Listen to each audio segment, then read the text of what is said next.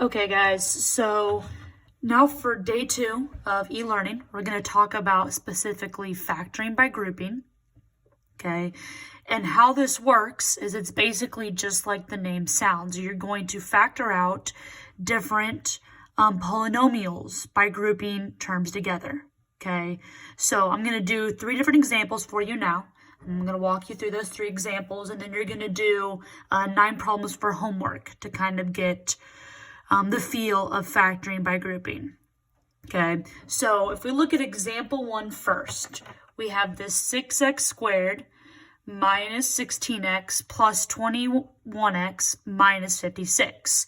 And when you group, you basically want to group them in pairs with their terms. So you're going to take the first 2 terms and group them, and the last 2 terms and group them. So we're going to take this 6 minus 16x, and we're going to group those. And then we also want to group the 21x by the negative and the minus 56 there. Okay, so now we have these 2 separate groups. Once you get these true groups, you're basically going to do what we did yesterday with GCF.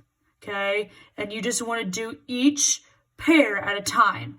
So if we start with this 6x squared minus 16x, you want to look at those 2 terms, and you want to get the GCF specifically from just those 2 terms. So if you look at the coefficients first, we have a 6 and we have a negative 16.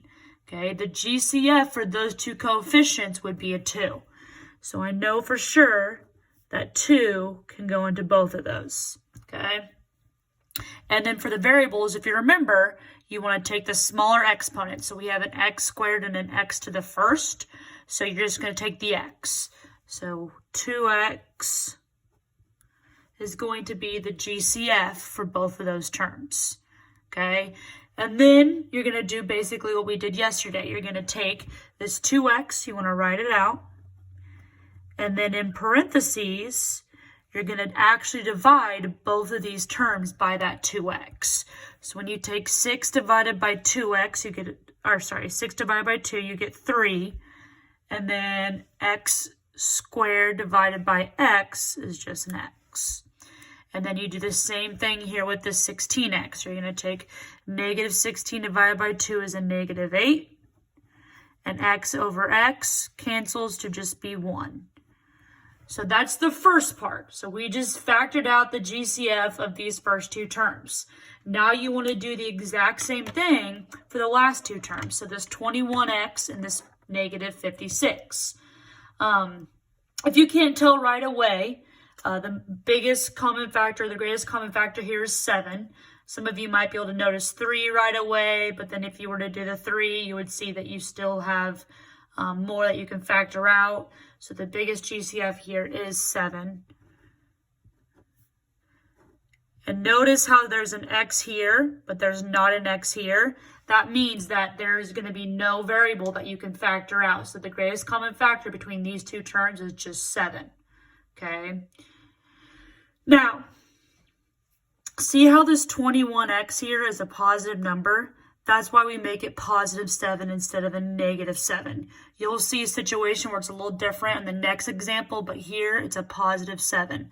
So we've got a positive 7 that we just factored out. And I'm going to write that right next to what I just did right here, because we just factored out the positive 7 from these last 2 terms. When you take 21 divided by 7, you get 3. And don't forget that x. And then negative 56 divided by 7 is a negative 8. So the big part is done.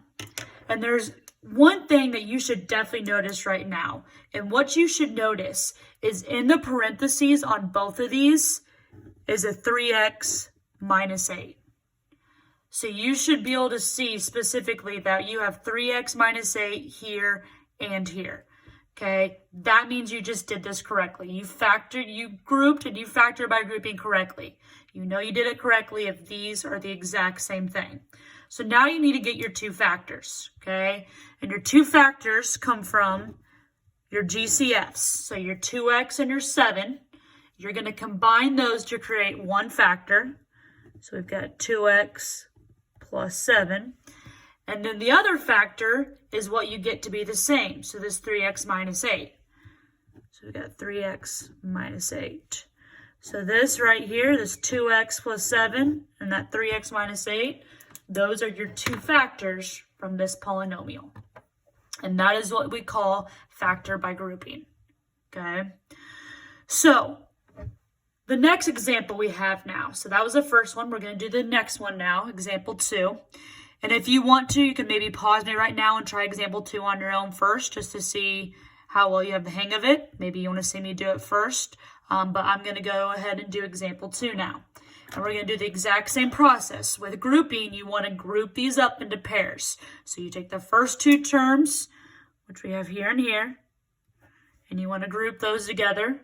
And then you take the last two terms, so our negative 30x and our negative 5, and group those together.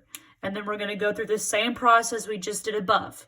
So you want to start by getting the GCF from each of these two groups. So we got group blue, group red. So looking at this blue group, this first group right here, we've got a 12x to the third plus 2x squared. The greatest common factor between those two terms specifically is going to be a 2. Okay, because 2 can go into both of them. And then if you look at the variables, we have an x to the third and an x squared. So in this situation, the x squared is the smaller exponent. So that's going to be the one we're using. So our GCF from this first group is 2x squared. And then we go ahead and divide all these out. So 12 divided by 2 here is a 6. X to the third divided by x squared is just x. 2 divided by 2 is a 1. X squared divided by x squared is x to the 0, or just 1. So we're left with 6x plus 1. Now we want to do our other group. So we've got this negative 30x minus 5. Well, the GCF here, and this time, notice how there's a negative in front of this 30. That means your GCF needs to be negative. Okay, you want it to be negative. So the GCF in this problem is going to be negative 5, because a negative 5 can go into both of these. And again, the reason why we make it a negative 5 is because there's a negative in front of the 30. The first example, it was positive, so we kept it positive up here. Since this example is negative, we want to make it a negative 5. Okay, so our GCF is that negative 5. Negative 30x divided by 5. Well, negative 30 divided by negative 5 is 6. And don't forget the x. And then negative 5 divided by negative 5 is 1. And again, we know we did it correctly because in our parentheses, we have the exact same answer. We have this 6x plus 1.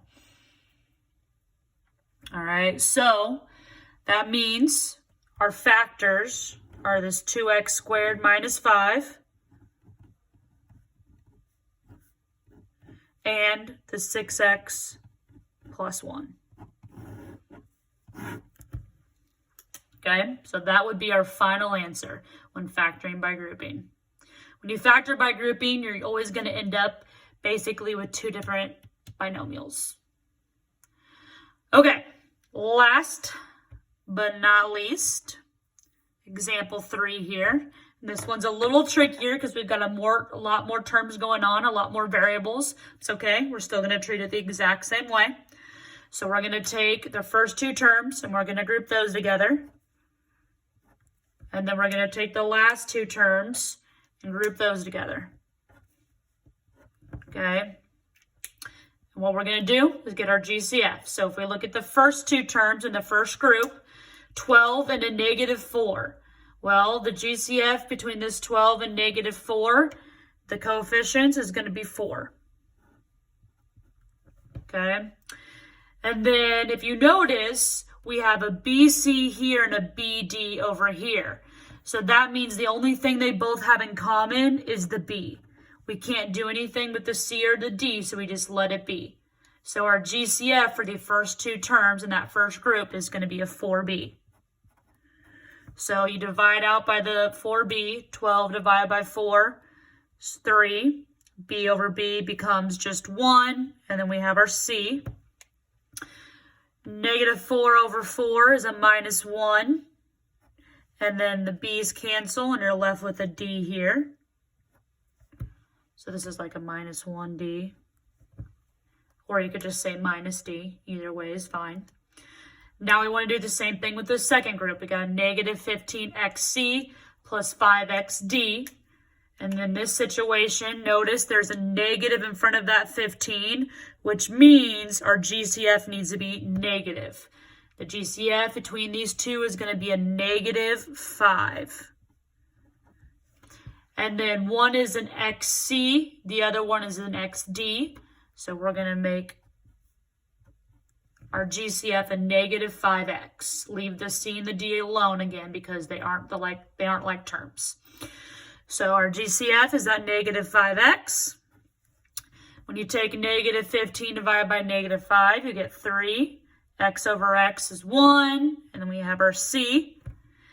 5 over negative 5 is a negative 1. X over x is 1. And then again, we're left with a D. So if you look, these two are the same. We have a 3C minus D and a 3C minus D. So now we can write out our two factors by taking this 4b minus 5x. And then our 3c minus d. All right, guys, so that is specifically factoring by grouping. The next lesson, you're going to use a lot more practice with this as well in the next lesson because this will come back again. This is just the first overall view of what factoring by grouping is. And again, like I said, in the next lesson, you will do more with it. All right, bye.